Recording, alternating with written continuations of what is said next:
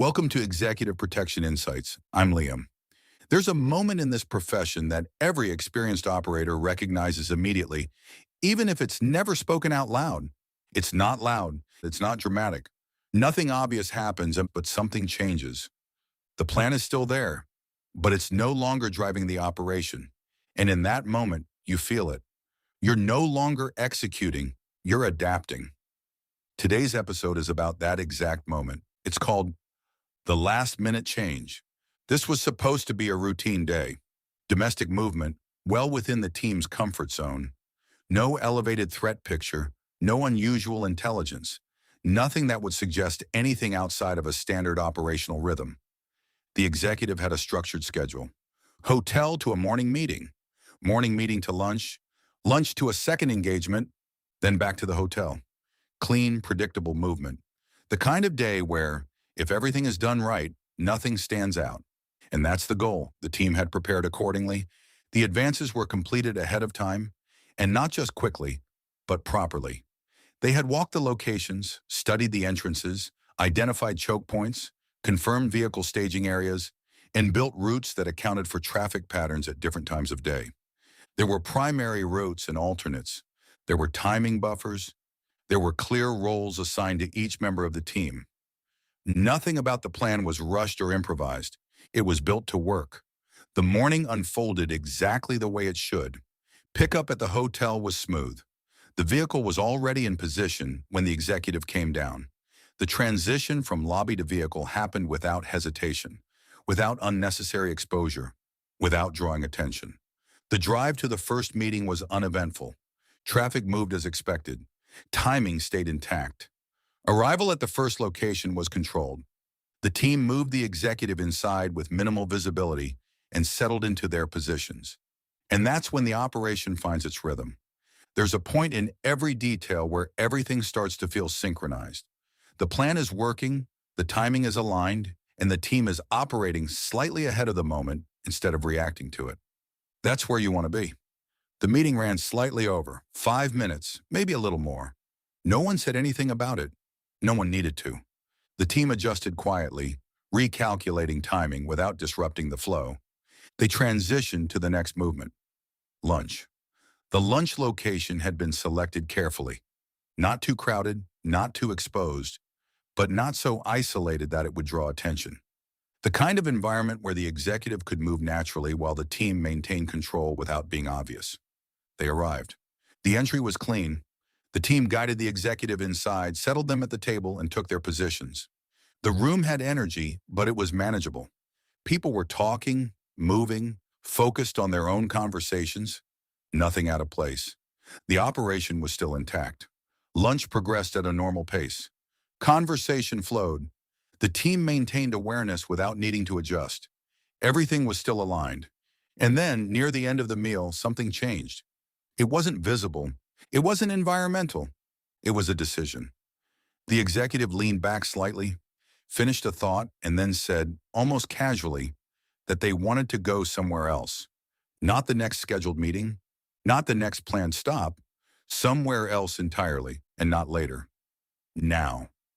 There was no urgency in their voice, no indication that anything was wrong. To them, it was just a change, a simple decision. But to the team, it was the moment everything shifted. Because in that instant, the structure they had been operating within disappeared. The next location was no longer valid. The route they had prepared was no longer relevant.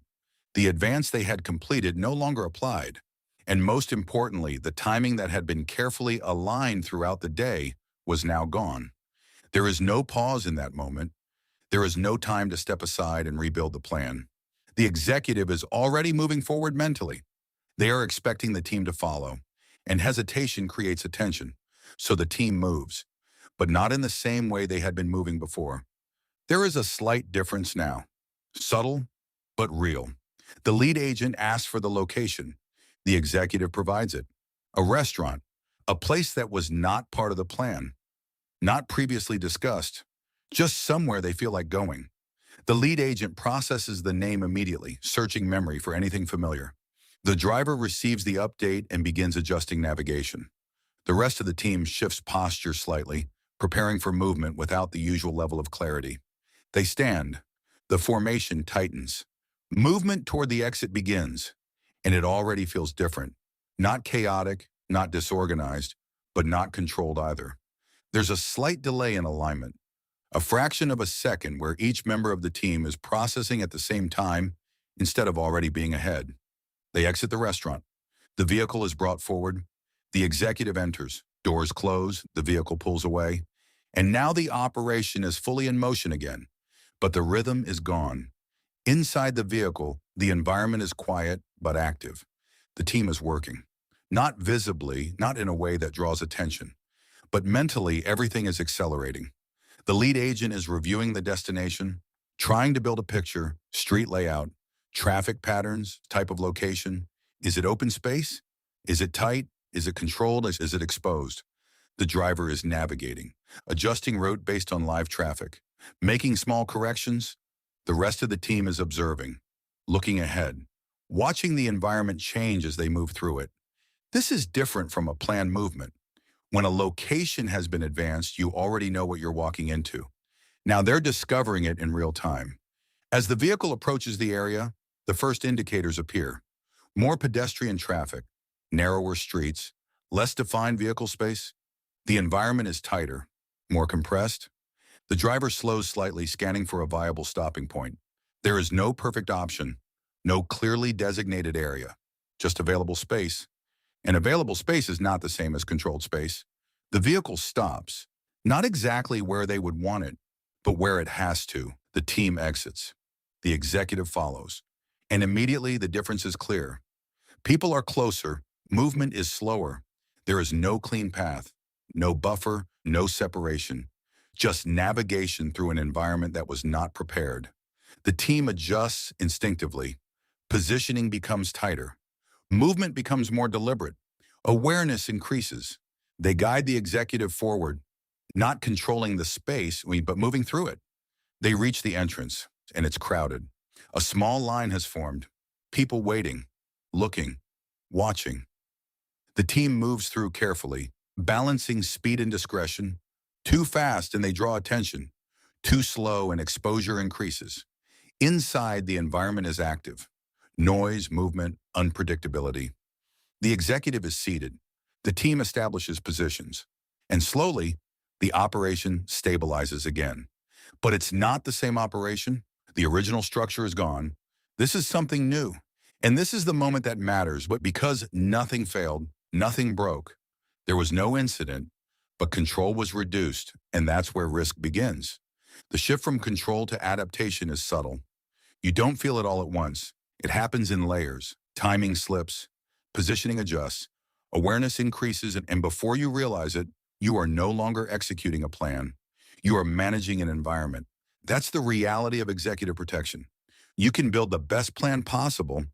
You can prepare for every known variable, but the unknown will always be there.